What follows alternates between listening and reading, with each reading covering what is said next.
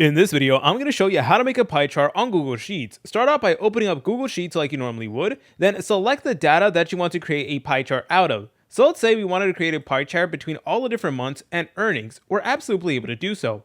Please select on both of them just like so. Then you want to go to the top menu, press on Insert, and then you're going to see this option that says Chart. So you just want to press on that.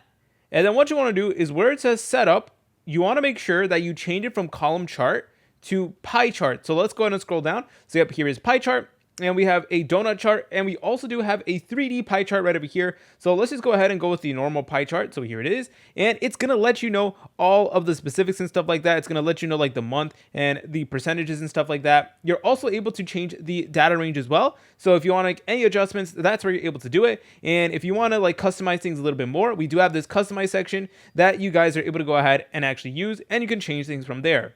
But that is how you're able to make a pie chart in Google Sheets. If you guys found this video helpful, make sure to leave a like and subscribe. I'll see you in the next video.